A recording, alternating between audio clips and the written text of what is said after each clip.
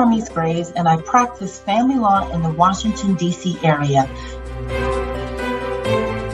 One of the questions we have to think about, like say if you're married and you're dealing with your house and you own it together, the question is, well, we have an asset that we need to deal with.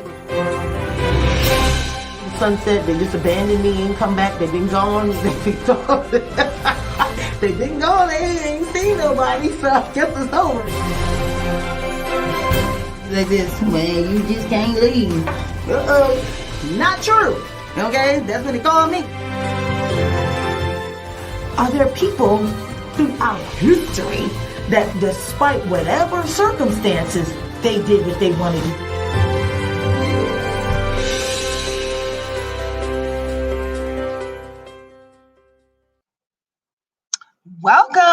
Welcome to Coffee with Carmiece. Thank you so much for tuning in. Wednesdays at 11. And yes, I think I got this going. I think I got a little vibe, guys. It's the relaunch. It's the rebranding of my weekly talk show. We have a lot going on in the country. So, I took a little break, but man, I don't miss any of the major highlights going on in our community. So yesterday we got the decision regarding the trial of Derrick Chauvin regarding George Floyd's murder. So what do you guys think? Are you feeling like, justice has been accomplished? Are you feeling complete? Well, I can tell you personally, it never usually makes me feel complete, a verdict. I still feel, this is a tragedy. I think, in my view, just so get my perspective on it, I think this was low-hanging fruit. I think this is a victory for the community, for being our brother's keepers. I think this is a victory for millennials, ushering in a new age where life is recorded, right? It's not just happening off the grid. It's happening live, front and center. And our millennials are at the forefront of this movement where, for better or for worse, somebody may be recording public events. But for that, otherwise than that, to me, I think the response from the community really forced justice forward in this case. That's why I said last week, I have no doubt about it. The world watching, America's promise and creed for justice for all and all the humanitarian rights, everything about what this country endeavors for was really put to the test for this trial. Now, even with footage, you still had 38 witnesses. Putting on a real massive case, because we've had cases before that there was footage and nothing happened. So what is really changing? To me, I walk away feeling like I think that we're coming together as a community, as a humanity, to ensure justice on behalf of each other. I don't think the system can be healed with a systemic approach. Policing the police, programs, reform. We've had all that. We need a change in people's hearts to care about others and to care about our fellow man and see them as we see ourselves. Because one of the things that I'm doing, I'm finding, is that I thought that I was listening to information objectively, but I realized the stations that I, particularly frequent are more progressive. They really are going to slant issues to my liking. It's going to seem like both sides of the issues are being presented fairly. And I'm always like, makes sense. Right. Check the box. Yes, you're on point. Until there's an issue recently that's popped up that I was not on board with. And then it jumped out to me that, maybe I should exercise the muscle of listening to others and spending time getting myself to listen to opposing views. That's, I think, a nice step towards opening up our hearts, opening up and getting past the angst, hate, that we're harboring, in our hearts as Americans. I don't think that this is going to be an outside fix. I think that it's really going to be us really working to alleviate the suffering. Because look, this showed it. If you treat one population unfairly, there is going to be a detriment and a setback to all that's in the shared environment. the city of Minneapolis, they were boarding up stuff. There's been loss of property, destruction, life. Emotional well-being. We pay the price, not to mention these settlements. Like I told y'all before, when these settlements come forward, the local taxpayer will ultimately be paying for the misconduct. So I do think that we are headed in the right direction.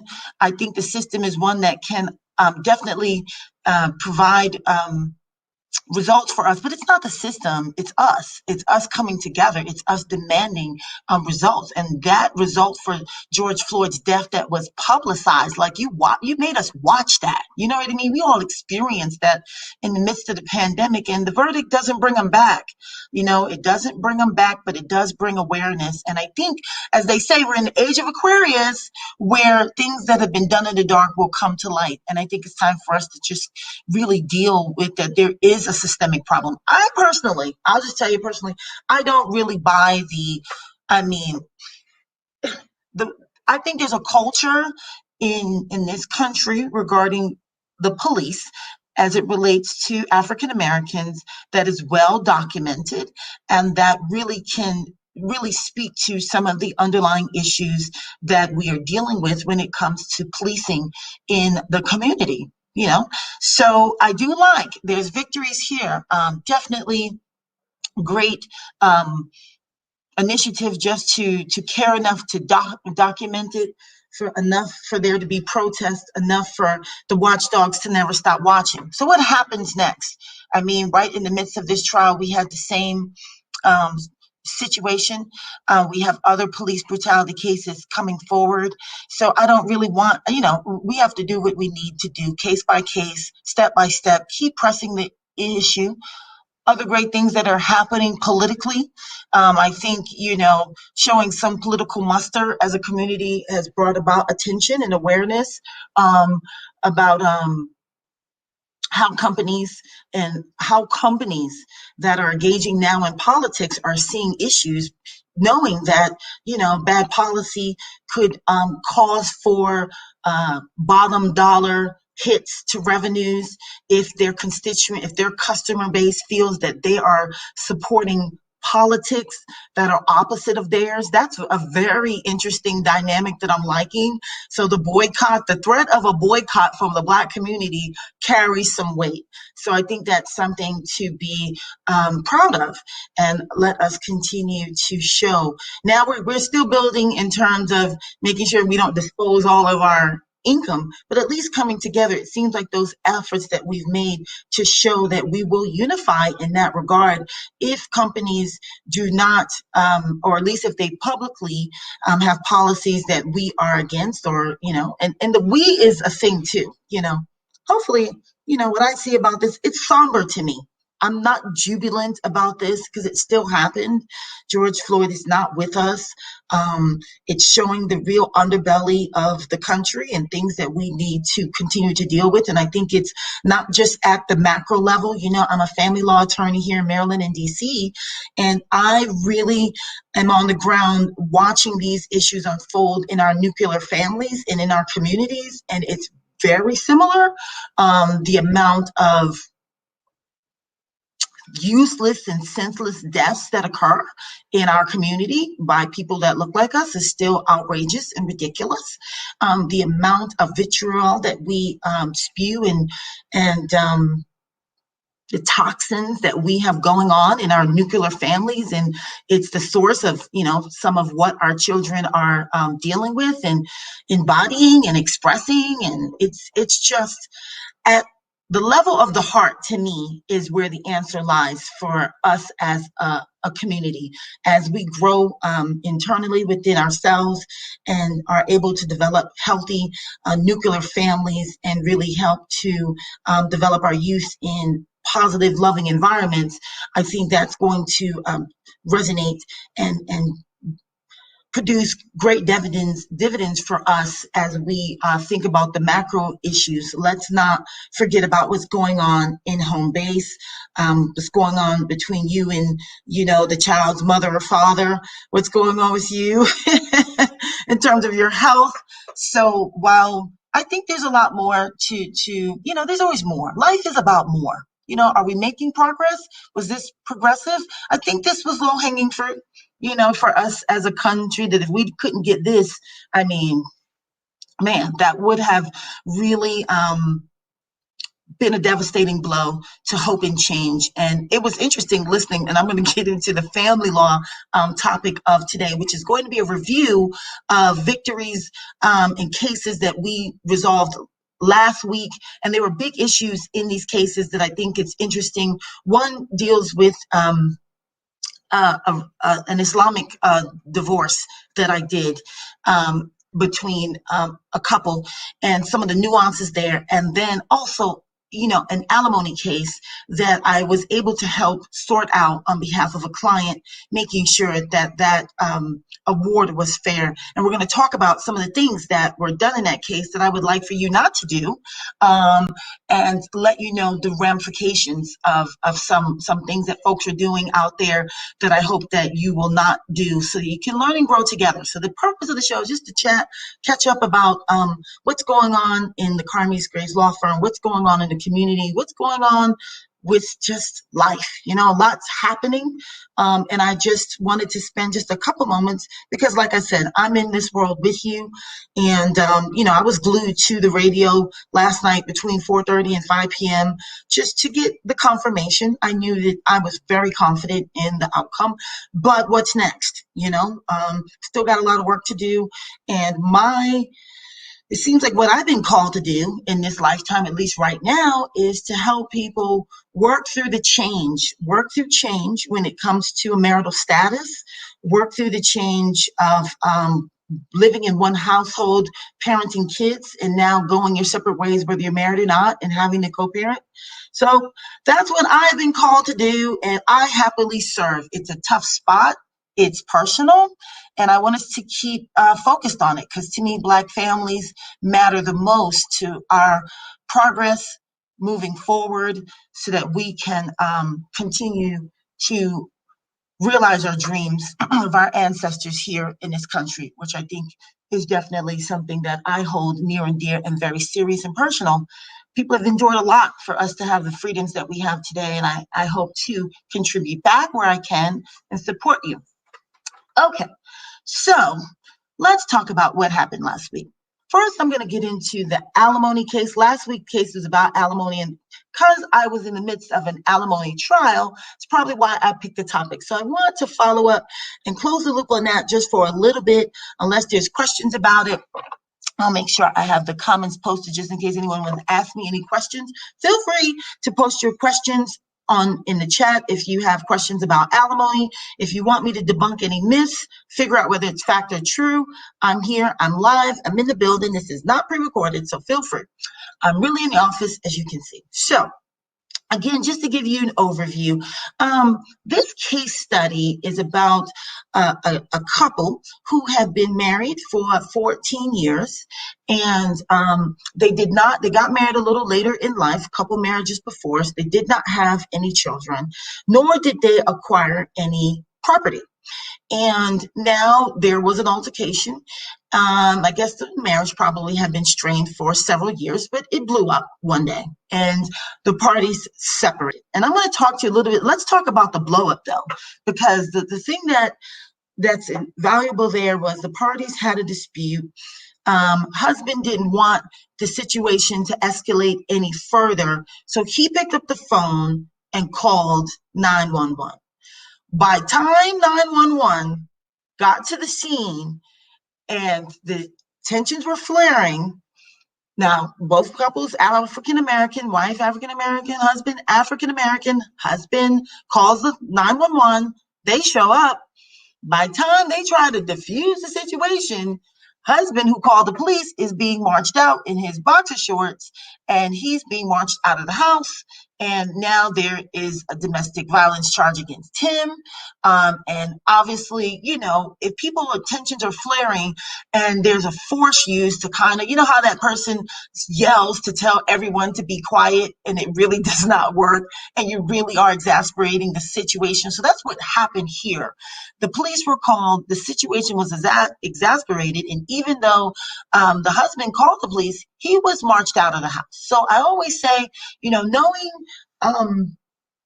when it's appropriate to really involve 911, considering the issues and considering the long-standing history of police as it relates to African Americans in the community, I think is something that should be considered. I think it's something that we should all know very well and understand what it means when you are calling and under which circumstances you may deem that appropriate. Because this, and I'll tell you, this situation, brother was like, look, I'm in the right, she's tripping, I don't want any problems, I'm going to call the police and I'm going to be in the right. But when they came in and told him to shut up and sit down, you know what I mean, in his own house, that didn't go too well. So nonetheless, you can see how that escalated. But nonetheless, parties moved forward right after that, filed a divorce. Okay? As we said, there are no minor children, there's no marital property at all. So the only claim that was left in this scenario was for alimony. In this case, the wife filed a counterclaim. Husband filed for divorce after he got marched out the house. He was like, look, I'm done with this. He filed for divorce. Wife filed her response and also asked for alimony. Husband only wanted a divorce. Now, this is what happened. Now, this was filed in the midst of COVID, okay? So what happened was, husband did not have counsel. I represented him ultimately at the merits hearing, but when he started the case, he did not have an attorney. And this is what happened. So he moved in the midst of the filing. He moved and changed address. And we was having those issues with the mail. All of a sudden, before the election, the mail wasn't happening. Something happened, and his change of address was not noted. And there was a hearing at which he did not know. He was not present. He was not represented by counsel. There was a temporary hearing, and the wife claimed that she put on testimony and said, this is what I need. And an order was entered in against him regarding pendente lite alimony pending litigation. Pendente lite is Latin for pending litigation. And it was to the tune of $1,800. Now, this gentleman made about $5,000, like about $5,800 he brought home after taxes and everything, right?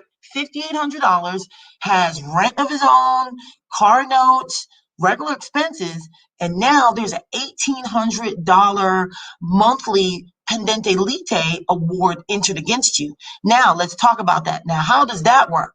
Now, there's a notice issue.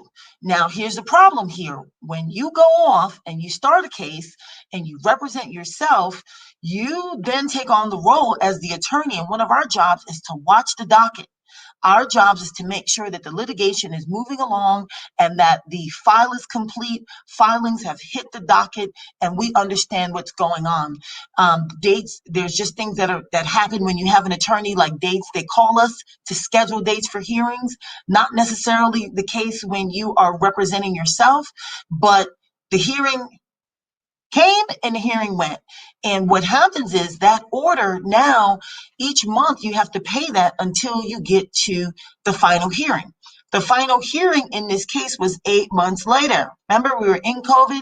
Things were really backed up. There was had to stop, had to figure out what we were going to do to deal with social distancing. So by the time we get to the merits hearing, 7 months have passed since the temporary hearing to the merits hearing. He didn't even know that there was a hearing. No attorney in the case. Now, so you say, well, what would have happened differently had he had counsel? So I'm telling you guys, when you have these cases, it's important. If there's serious claims, back and forth, it's really important to have counsel. What happened in this case was, had he had counsel and we went to a hearing and there was an order put in place, there's, motions that have to be filed. There's filings that have to be done within a timely manner to object to what the court did. All of that went away. All of that happened. All of the time periods that we needed to do anything lapsed. So by the time I get the case, which is, very close to the merits hearing, what we're doing is now we're dealing with that order becoming a permanent order and trying to see what we can do, if anything, regarding this temporary hearing that he had no notice of. Well, during the consultation, it was very clear, and I had to tell him the bad news that, those windows had lapsed. So I'm not going to be able to do much, I think, regarding the temporary order. But what we can do is prepare for this hearing and make sure that we lock this down. At least we, can mitigate the damage. Because a lot of this, alimony defense is about mitigating damage. So, it did turn out very well. We were able to go in, he did realize once that hearing went south, he did get counsel, eventually me, to come in and say, make sure that this does not go any further, because there are gaps and there are breaks in the system, and I need support to make sure that they don't slide against me and prejudice me. That is the role of counsel. These are the things that can happen in these divorce hearings that you guys are kind of, acting like, it's just filing paperwork and then you're going to have a conversation with the judge. That is the blueprint for small claims. You file the paperwork, you go in, you pay your fee, and then you go before a small claims judge and you tell them what happened. And then they'll walk you through, the best way that they're going to resolve it. That was a lot of what Judge Judy did. That's her show, But when you're dealing with circuit court, we're dealing with civil procedure. So in small claims court, the rules of civil procedure are suspended because it's just for a smaller amount. They don't want people having to get attorneys. That's what we're really hired for, is to march you through and develop the case that it fits within the rules of law and the procedure. Okay. So that's why it's really important to understand that. And you guys may know what you want. You may have read and did some research about your claims here or there. But in terms of making sure your case does not fall through the cracks of civil procedure, that's where the attorney is really important. So I represented the husband in this case, and we were able to do the necessary filings and get the case together so that we could be prepared to defend against a further claim of, which in this case could have been for a number of years beyond. So the first, order was for support during the litigation until we get to the marriage trial, and then thereafter it would have been for a number of years, or worse, indefinitely. So we were able to actually win on, procedure. Again, the parties both were representing themselves, but some of the procedural filings that needed to be in place to bring a claim had not been done on behalf of the plaintiff, and I was able to have that claim dismissed successfully on behalf of my client. So we didn't even have to get into the merits, but that's one thing I want to tell you guys. There is civil procedure involved with litigation, and that is where the expertise really comes in, and how to navigate your claim to court and making sure evidence, because sometimes I hear complaints that I got to court and the judge wouldn't listen to anything I said. I couldn't get my documents admitted. I had my receipts, I had this, I had that, and the other side had an attorney and they kept objecting, and I couldn't get my information in. These are some of the roadblocks that you could be dealing with when it comes to civil procedure. So just know that. Get your consultation. If it's something that I've done calls where people were heading into trial. It was too late for me to jump on board, but at least we can come up with a strategy to help you. If you need to represent yourself, at least be as prepared as possible. The more time, one of the things, before you file a case, I think I'm going to say it again. I'm going to beat this like a dead horse. Get a consultation so you understand the lay of the land. Okay. So that's a big victory. And you know what? The reason why I'm glad that this case was resolved last week, and how it ties into what's going on today with this verdict for George Floyd, because this is what my client said to me, and it meant a lot to me. And other attorneys definitely, I know, can relate to that, which is the idea that my client walked away saying this was the first time he felt that justice prevailed on his behalf. He felt this is the first time that the system worked for him, because he'd already tried, to do the right thing when he called the police, but that didn't work out, and it ended up with, domestic violence and all this other stuff that definitely was not the intention. And, to say, that's kind of how he felt. He had his day last week in court, and I was happy to be there with him to feel like, you know, let's spend some time understanding the system, and let's definitely continue to demand that it work on our behalf, because I do believe that is possible. Another takeaway just generally where we are is, I tell you guys all the time, I went to Howard University School of Law, taking on and being present in the different key roles of our judicial system is really important. I love being here in Prince George's County, where there's so much diversity on the bench and, on the side of the state. It's really important that we take on these roles, that we have a voice, that we show up for jury duty, that we be a part of the decision making and continue to press this system to work. And I think, with that, along with, thinking about how we are managing hate, love, and all those wonderful emotions in our own hearts, will definitely have us move forward as a community. So I remain hopeful, one step at a time. I don't think that the road ahead of us is completely paved and smooth, but I'm definitely encouraged to continue. So thanks so much for spending some time with me. Oh, let me make sure that I run the banner so you guys know how to reach me. There we go. Oh, I love that. It's so cute. So feel free to reach out. You can reach me at my website, carmiecegraves.com, or you can give me a call in the office, 240-573-7153. And it's scrolling across the bottom of the screen right now. So thanks so much for tuning in. You guys stay safe. Wishing you peace, love, and light in your heart. Take care.